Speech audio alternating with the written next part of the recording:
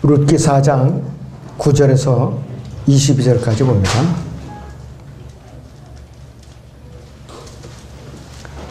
룻기 4장 9절부터 봅니다. 보아스가 장로들과 모든 백성에게 말하기를 내가 나오미 손에서 엘리멜렉의 소유와 킬리온과 말론의 소유였던 모든 것을 산 일에 대하여 너희가 오늘 나의 증인들이라.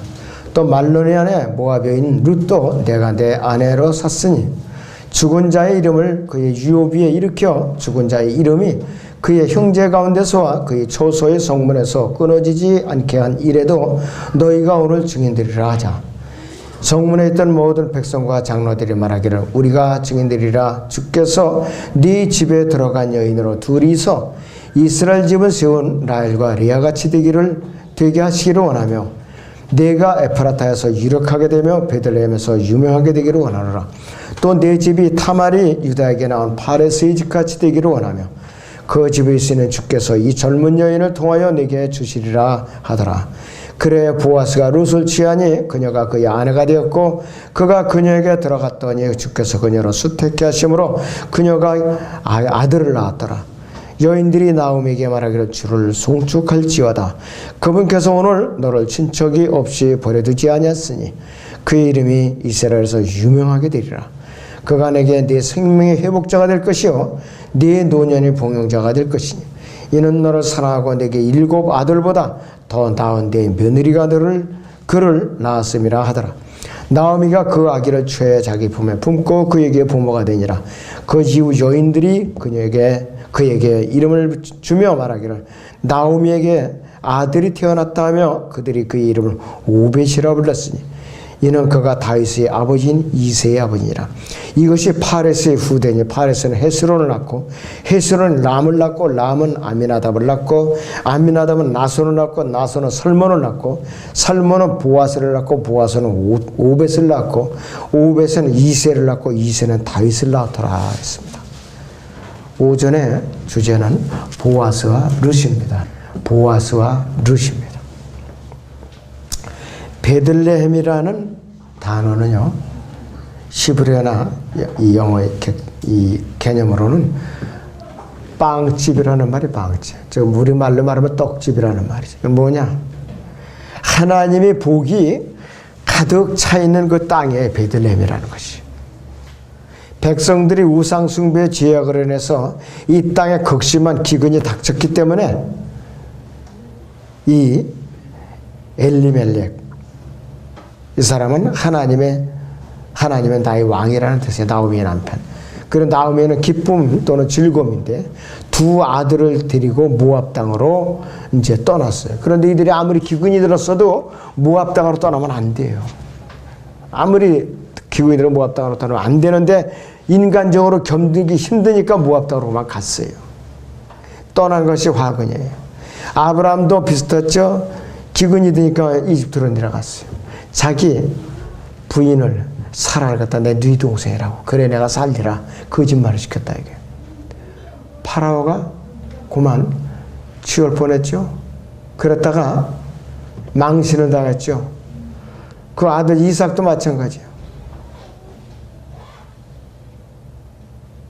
아비멜렉 왕에게 이제 갔다가 백성들 중 하나가 그만 이삭의 아내를 취할 뻔했어요. 이 비슷한 이제 실수를 저지른 거예요. 나오미는 이방 땅에서 그의 남편 엘리멜렉과 모압여인들을 아내로 맞아들인 두 아들 말론과 킬리온을 다 그 모압 땅에서 잃고 말았어요. 다 죽었다 이것이. 말론이라는 말은 병약한이라는 뜻이에요. 병약한. 킬리온은 고정시킨다는 뜻이에요. 유대인들과 모압인들과 혼인은 하나님께서 금지한 것이에요. 금지시킨 거라 이것이. 이들의 잘못된 결정은 하나님의 징계를 가져왔죠. 육신적으로 태어난 이 타락한 나오미는 본토인 유대 베들레헴으로 이제 가야지 하고 마음을 먹는데 쉽게 발걸음이 안 떨어져요. 두 며느리를 어떻게 할 것인가 고민을 하기 시작했어요. 이제 세 과부가 된 거예요. 이제 세 과부가. 한 과부도 부족해가지고. 어떻게 결정을 내리느냐? 다시 이들을 고향으로 돌려보내자. 그건 뭐냐? 하나님을 대적하는 거예요. 우상숭배를 다시 허락해 가갖고 그런데 여기서 첫째 며느리는 갔어요. 자기 고향으로 갔어요. 둘째 며느리, 막내 며느리 나오미는, 이 룻은 사양을 하고 나오미를 따라서 베들레헴으로 따라온 것이. 자, 이제 베들레헴으로 들어오니까 아주 폭삭 망해가지고 집안이 망해가지고 들어오니까 사람들이 고운 시선으로 보느냐. 아이고, 그러면 그렇지. 여기를 떠났고 하나님 명령을 하고 여기 떠나서 꼴 좋게 됐다. 남편 잃어. 두 아들 잃어. 두 가부만 돌아왔네. 그것도 또 모압 여인을, 모압 며느리를 데리고 왔네. 얼마나 시선이 따갑겠느냐 이것이. 그런데도 불구하고 룻은 그거를 감수를 하고 시어머니를 따라왔어요.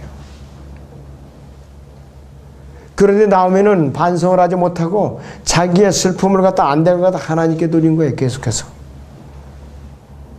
돌아와서도 잘못된 마음 자세를 버리지 못했다 이것이. 그런데 하나님의 뜻을 벗어나 대가가 엄청난 것을 아직도 그 지경이 됐는데도 깨우치지 못한 거예요. 깨닫지 못한 거라 이것이. 그래서 하나님께서는 어떻게 역사하셨느냐. 룻이라는 이방 여인을 며느리를 통해 가지고서 나오미의 삶과 하나님에 대한 자세를 갖다가 바꿔놓은 것이.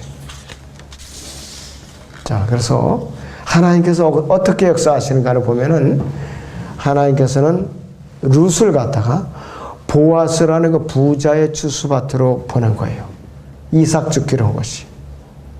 보리 수확이 있었는데 마침 4월 달에 수확이 있었어요. 이 룻은 가난한 이삭을 줍는 여인으로 추수에 참여하게 됐어요.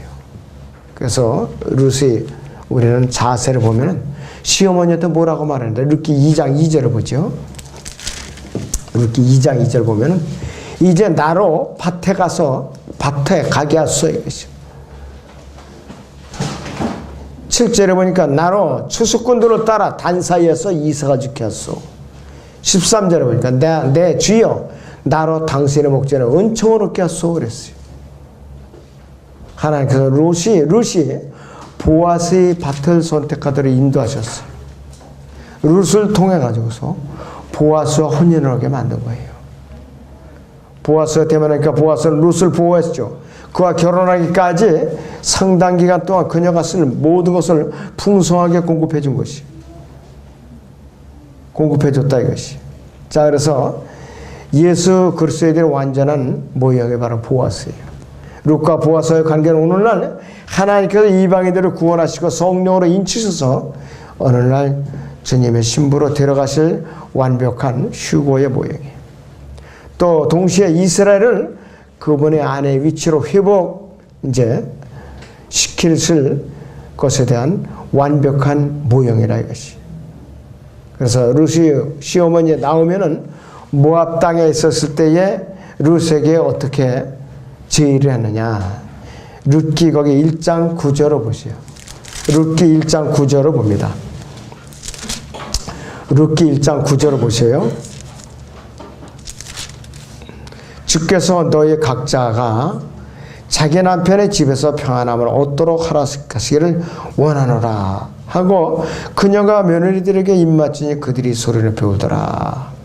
그들이 나오미에게 말하기를 우리가 반드시 어머니와 함께 어머니의 백성에게로 돌아가겠나이다 하니 나오미가 말하는 내 딸들아 돌아가라. 어찌하여 너희가 나와 함께 가려느냐. 내 태에 아직도 아들들이 더 있어 너희 남편이 되겠느냐. 내 딸들아 돌이켜 너희 길을 가라. 나는 더 늙어서 남편을 둘 수 없도다. 설령 내게 소망이 있어 오늘 밤에 남편은 또 아들들을 배웠다 하여도 너희가 그들이 자랄 때까지 그들을 위하여 기다리겠느냐. 너희가 그들로 인해 남편을 놓고서 그만두겠느냐. 아니라 내 딸들아 주의 손이 나를 치셨으므로 내가 너희로 인하여 마음이 심히 아프도다 하니 그들이 목소리를 높여 다시 울더라. 오르파는 시어머니에게 입맞추었으나 룻은 그녀에게 붙는지라 그랬어요. 큰 며느리는 간 거예요.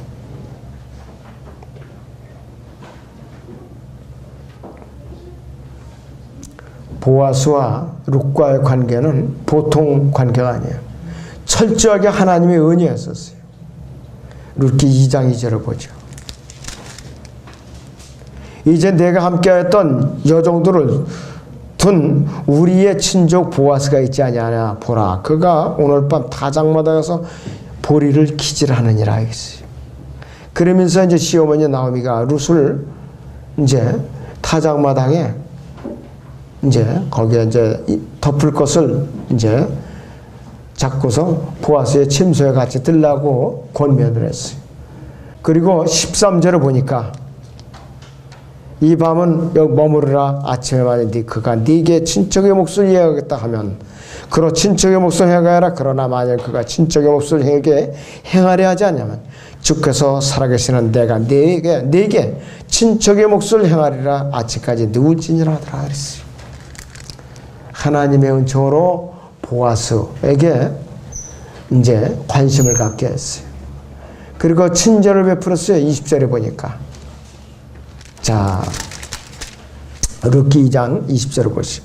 나오미가 그녀의 며느리에게 말하기를 산 자가 죽은 자에게서 그의 친절을 거두지 아니한 그 사람이 주로부터 복받기를 원하노라 하고 또 나오미가 그녀에게 말하기를 그 사람은 우리에게 가까운 친족이며 우리의 다음 친족 중 하나니라. 이렇게 이제 시어머니에게 얘기를 한 거예요.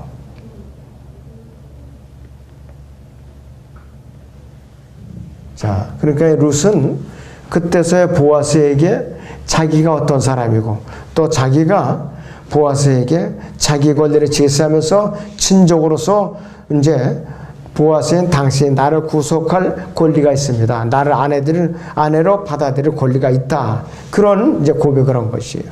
룻의 이러한 행위는 오늘날 우리 그리스도인과 주님과의 관계로 우리가 이제 귀착이 되는 것이. 만약 우리가 주님과의 교제를 하기를 원한다면은 어떤 조건을 갖춰야 되느냐? 첫째는 성령으로 거듭나야 되죠. 예수 그리스도로 우리는 옷 입어야 돼. 철저하게. 예수 그리스도로 옷 입어야 되는 것이. 자, 보세요. 룻기 2장 3절을 보죠. 그녀가 가서 이르러 추수꾼들을 따라 밭에서 이삭을 주었는데 우연히 엘리멜렉의 친족인 보아스에게 속한 밭의 한쪽에서 죽게 되었더라 그랬습니다.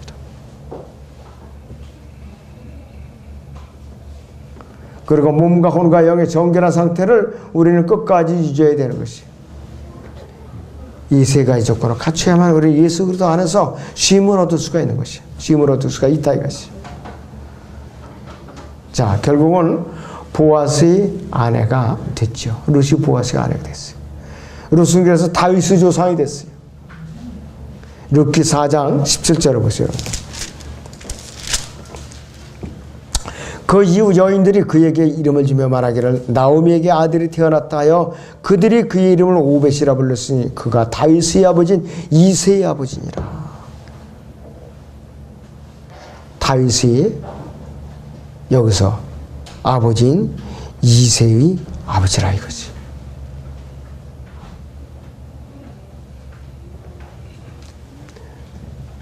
이게 보통 운연이 아니에요. 그런데 신명기 24장 3절에 보면 이스라엘 회중 가운데 모압인들은 10대까지는 하나님의 회중에 들어올 수가 없었어요. 하나님의 놀라운 은혜와 섭리 가운데서 모압 여인인 룻으로 하여금 예수 그리스도를 세상에 보내는 왕의 계보의 구성원으로서 룻이 들어온 것이에요. 룻이. 만약에 시어머니를 따라서 베들레헴으로 오지 않았다면 어림도 없는 소리예요. 마태복음 1장 5절에서 6절을 봅니다. 마태복음 신약에 1장 5절에서 6절을 보겠습니다.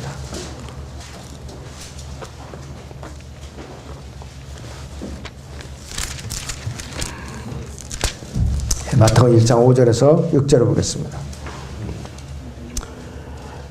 살몬은 라합에게서 보아스를 낳고 보아스는 룻에게서 오벳을 낳고 오벳은 이새를 낳고 이새는 다윗 왕을 낳으니라. 다윗 왕은 우리아의 아내였던 여인에게서 솔로몬을 낳고 솔로몬은 르호보암을 낳고 르호보암은 아비야를 낳고 아비야는 아사를 낳고 그래가지고 어디까지 왔느냐. 18절에 쭉 이제 예수 그리스도의 탄생의 본격적인 계보가 나오는 것이. 그래서 이 룻을 통해 가지고서 보아스와 룻을 통해서 메시아의 계보가 형성된 거예요.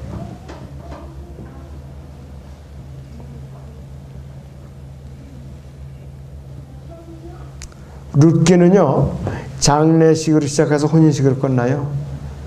모압 땅에 가서 남편 잃고 두 아들이 며느리 아들도 다 잃고 장례식으로 끝났다가 베들레헴에 돌아와서 보아스라는 새로운 이제 룻이 남편을 만나서 혼인식으로 끝나는 것이. 그리고 기근으로 시작하죠. 베들레헴에서 기근으로 모압 땅으로 떠났다가 다시 돌아와서 보아스의 보활의 풍성한 영적 잔치로 끝나는 거예요. 그것이 룻기의 특징이에요. 시어머니 나오미에 대한 룻의 사랑과 하나님의 말씀에 순종하려는 의지가 그녀를 기쁨과 축복으로 인도했다 이것이.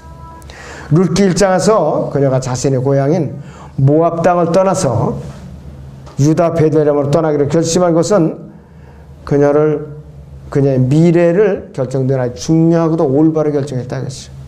만약에 룻이 이방인들의 생활 방식을 따라가기를 원했다면 왕의 계보에 기록될 수 있는 것은 어림도 없는 일이에요. 그녀 이름은 더 이상 알려지지 않을 것이에요. 그냥 이방 여인에 불과하다 이것이에요. 족보에 이 계보에 이름 올려놓고 고사하고 이름조차 기억도 안 돼요. 그런데 이 메시아의 계보에 이름이 기록된 거예요.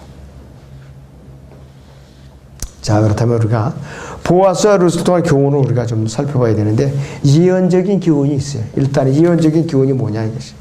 룻기 1장에서 이스라엘은 하나님의 뜻에서 벗어나 있는 것을 보여주는 거예요. 이 나오미를 통해 가지고서 하나님의 징계로 괴로움을 당하고 있는 모습이라 했어요.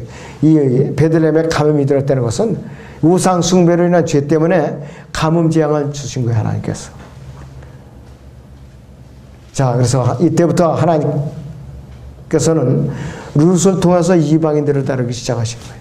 오늘날 하나님께서 이방인들 중에서 주의 이름을 위해서 한 백성을 불러내신 것과 같다 이것이. 나오미의 축복은 룻이 보아스와 이 혼인을 한 후 부부관계를 맺은 이후에 이제 나오미에게 다시 이제 축복이 회복된 것이에요. 여러분들 이거 잘 이제 음미하고 있어요. 앞으로 이스라엘은 예수 그리스도와 그분의 신부인 교회가 연합해갖고 회복이 된 후에 한 몸이 된 후에 휴거된 후에 이스라엘이 회복이 돼서 축복을 받는다. 이 원리에 바로 영적으로 바로 그런 관계라겠어요. 그래서 이 룻기는 예배 생활을 볼 때 구속의 능력을 가진 베들레헴 사람 예수 그리스도께서 이방인 신부의 교회를 맞아들이는 모습이에요. 보아스와 룻과의 관계가. 구약에서 룻과 에스더는 여자 이름을 이제 따서 지은 유일한 책들이에요. 룻기와 에스더는. 룻은 유대인과 결혼한 이방인 여인이고 에스더는 이방인 페르시아 왕 아하수에로와 결혼한 유대인이에요. 하나님께서는 두 쪽을 다 사용하신 거예요. 민족을 구원하시는데. 그래서 룻기가 재판관기와 사무엘 상하 사이에 끼어 있어요. 재판관기와 사무엘 상하 사이. 재판관기는 이스라엘이 점점 쇠퇴해가는 것을 기록하고 있죠. 사무엘 상하에서 유다 왕국이 건국되어 갖고 통일왕국이 서요. 룻기는 예수 그리스도와 그분의 신부인을 예표하고 있는 건데 이스라엘이 이 제쳐진 이 교회 시대에 예수 그리스도께서는 이방인들과 유대인들 중에서 그분의 신부를 지금도 부르고 계셔요. 부르고 계신다 이것이. 에베소 2장을 보죠. 13절에서 16절을 봅니다. 에베소 2장 13절에서 16절을 봅니다.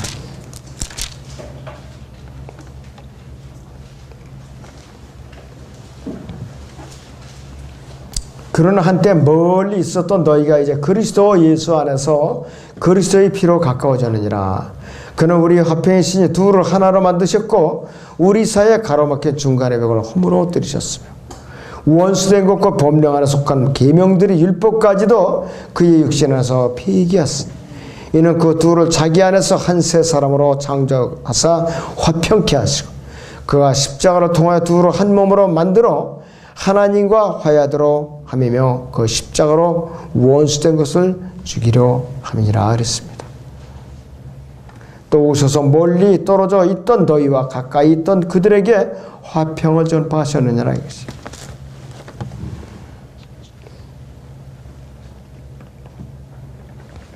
모형적인 교훈으로서는 예수님께서는 우리를 구속하시려고 진 육신을 입고 우리 대신해서 죄값을 치르셨어요.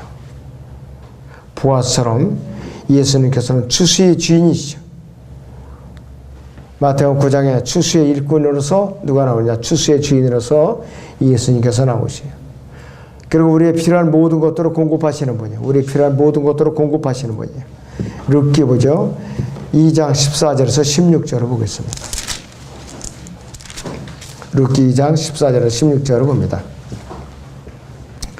보아스가 그녀에게 말하기를 식사 때에는 이리로 와서 빵을 먹고 네 조각을 초에 찍으라 하므로 룻이 추수꾼들 곁에 앉으니 그가 그녀에게 볶은 곡식을 건네주자 그녀가 배불리 먹고 남겼더라.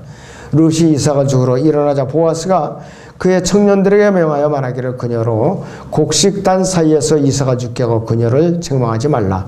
또 그녀를 위하여 일부러 한 점씩 떨어뜨리고 그것을 남겨두어 그녀를 죽게 하며 그녀를 꾸짖지 말라 하더라 이랬습니다. 어림없는 소리예요. 한 점씩 일부러 곡식을 갖다가 베이지 않고 그냥 던져놓는 거 이렇게 주워가지라고. 우리나라 어디 그래요? 그러다 혼쭐 나죠. 어딜 곡식을 이렇게 버리냐고. 근데 이스라엘이 그런 관습이 있어요. 가난한 사람들이어서 하나님 명령에 따라서 이삭을 다 주지 말고 남겨두고 또 웬만하면은 한 점씩 이렇게 떨어뜨려라 이것이. 그래야 가난한 사람들이 써먹고 들의 짐승들이 먹고 살겠고 그런 것이.